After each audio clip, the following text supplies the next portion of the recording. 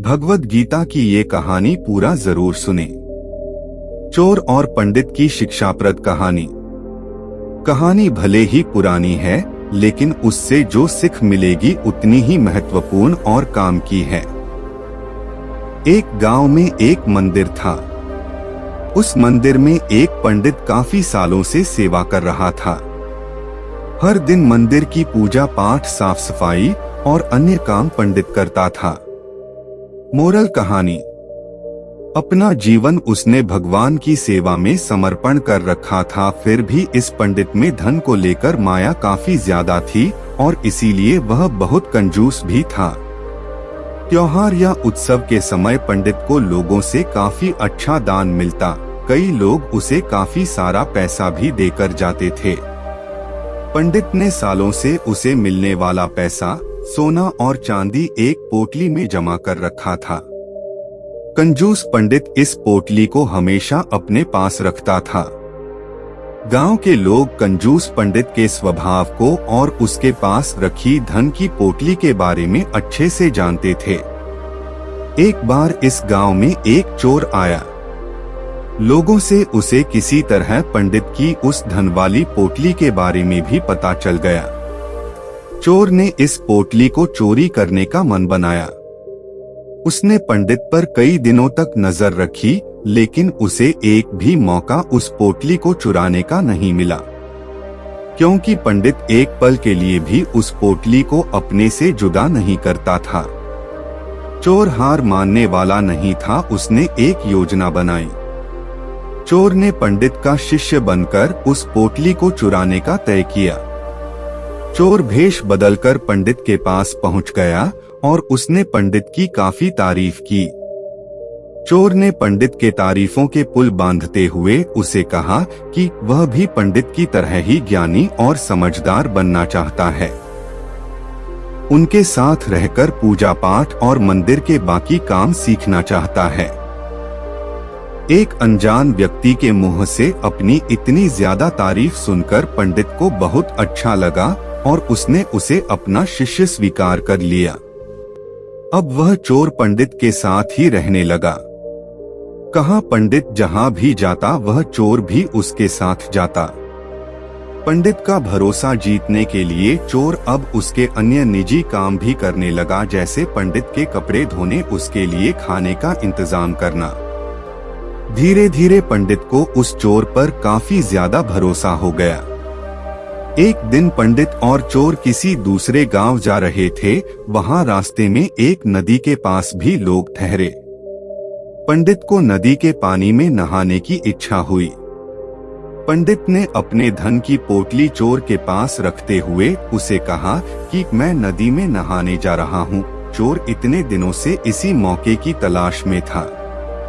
पंडित जैसे ही नदी के पानी में नहाने के लिए गया, चोर उसकी धन की पोटली लेकर वहां से भाग गया। दोस्तों, हमें विश्वास करना चाहिए। विश्वास से ही दुनिया चलती है। लेकिन हमें किस पर विश्वास करना चाहिए, यह बहुत महत्वपूर्ण बात है। हम किसी ऐसे अनजान व्यक्ति पर बिल्कुल भरोसा नहीं कर सकते जिसे हम अच्छे से जानते ना हो, जिसके बारे में जिसके भूतकाल के बारे में हमें ज्यादा कुछ पता न हो। कौवा और मोर की कहानी। एक दिन उसे एक स्थान पर मोर के पंख मिले और उसने उसे अपनी पूंछ में बांध लिया और कौवा चला मोर बनने। कहानी में पढ़िए उसके साथ क्या हुआ। जंगल में रहने वाला काला कौवा न अपने रूप रंग से संतुष्ट था, न ही अपनी बिरादरी से। वह मोर जैसा सुंदर बनना चाहता था। जब वह दूसरे कौवे से मिलता तो कौवों के रूप रंग की बुराई कर अपनी किस्मत को कोसता कि उसने कौवा बनकर इस धरती पर क्यों जन्म लिया। साथ ही कौवे उसे समझाते कि जैसा रूप रंग मिला है उसके साथ संतुष्ट रहो, पर वह किसी की बात नहीं मानता और उनसे लड़ता। एक दिन कौवे को एक स्थान पर बिखरे हुए ढेर सारे मोर पंख दिखाई पड़े। उसने सारे मोर पंख उठाकर अपनी पूंछ में बांध लिए और सोचने लगा कि अब वह भी मोर बन गया है और उसे कौवों की बिरादरी छोड़कर मोरों की बिरादरी में शामिल हो जाना चाहिए। वह तुरंत अपने समूह के सरदार के पास गया और अकड़कर बोला, सरदार, जैसा कि आप देख ही रहे हैं, मैं अब मोर बन गया हूँ। इसलिए आपको बताने आया हूँ कि मैं कौवों की बिरादरी छोड़कर मोरों की बिरादरी में जा रहा हूँ। कौवों का सरदार उसकी इस गुस्ताखी पर चकित रह गया। वह कुछ नहीं बोला, बस उस कौवे को जाता हुआ देखता रहा। कौवा मोरों के पास पहुंचा। यह साबित करने के लिए कि वह भी मोर बन गया है, वह उनके सामने अपनी पूंछ दिखा दिखाकर घूमने लगा। उसकी सोच थी कि वह मोरों से भी सुंदर दिखाई दे रहा है, इसलिए उसे देख मोर उसे अपनी बिरादरी में शामिल होने जरूर बुलाएंगे। मोरों ने जब उसे मोर पंख अपनी पूंछ में बांधकर घूमते हुए देखा तो उस पर खूब हंसे। फिर उन्होंने सोचा कि आज इस कौवे का मोर बनने का भूत उतारते हैं। उसके बाद उन्होंने मिलकर कौवे की बहुत धुनाई की। कौवा जान बचाकर भागा और अपने समूह के सरदार के पास पहुंचा। वह उनसे बोला, सरदार, मोरों ने मुझे बहुत मारा, अब मैं उनके बीच कभी नहीं जाऊंगा, मैं यहीं अपनी बिरादरी में रहूंगा। कौवे के सरदार को उसकी अकड़ याद थी। वह सोचने लगा, बहुत अकड़ रहा था तू, अभी तेरी अकड़ भी उतरता हूँ और सबक भी सिखाता हूँ।